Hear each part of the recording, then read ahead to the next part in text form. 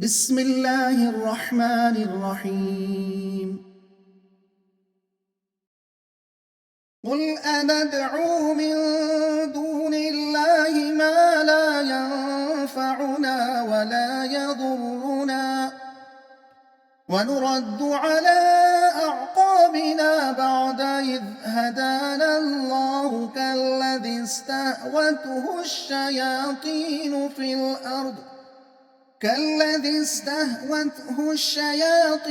في الأرض حيران له أصحاب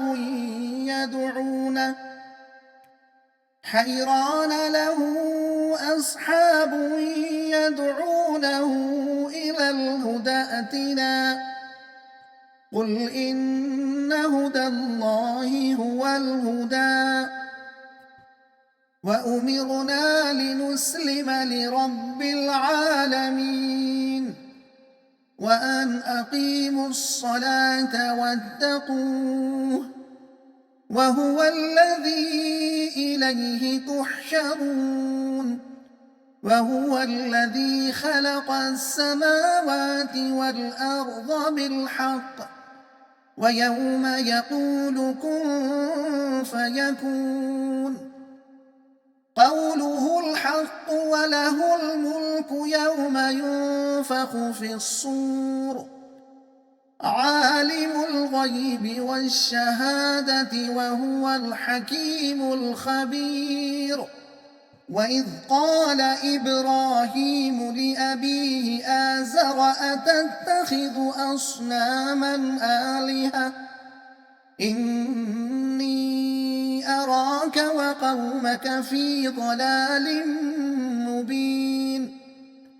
وكذلك نري إبراهيم ملكوت السماوات والأرض وليكون من الموقنين. فلما جن عليه الليل رأى كوكبا قال هذا ربي. فلما أفل قال لا أحب الآفلين. فلما رأى القمر بازغا قال هذا ربي. فلما أفل قال لئن لم يهدني ربي لأكونن من القوم الضالين. فلما رأى الشمس بازغة قال هذا ربي هذا أكبر. فلما أفلت قال يا قوم إني بريء مما تشركون إني وجهت وجهي للذي فطر السماوات والأرض حنيفا وما أنا من المشركين. وحاجه قومه قال أتحاجوني في الله وقد هدان ولا أخاف ما تشركون به إلا أن يشاء ربي شيئا وسع ربي كل شيء علما أفلا تتذكرون. وكيف أخاف ما أشركتم ولا تخافون أنكم أشركتم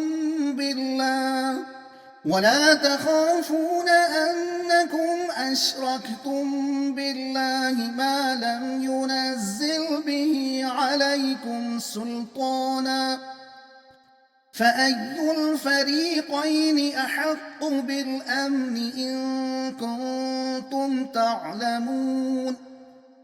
الذين آمنوا ولم يلبسوا إيمانهم بظلم أولئك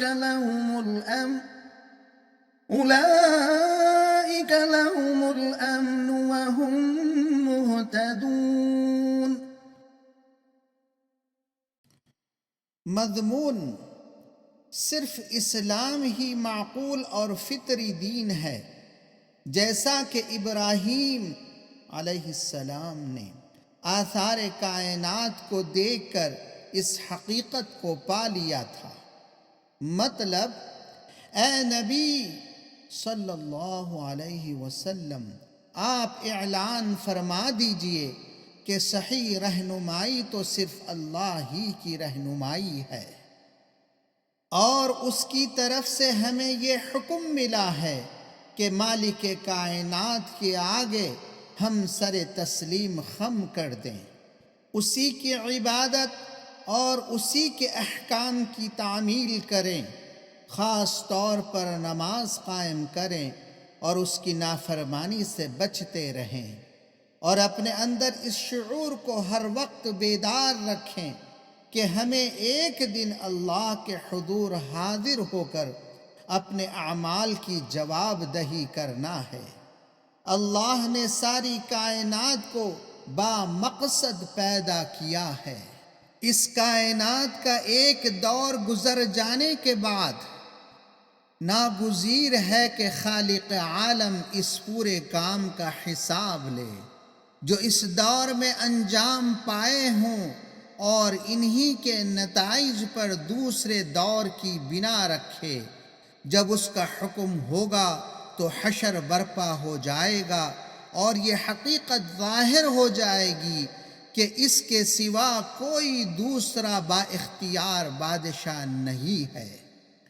وہ غیب اور شہادت ہر چیز کا عالم اور دانا و باخبر ہے۔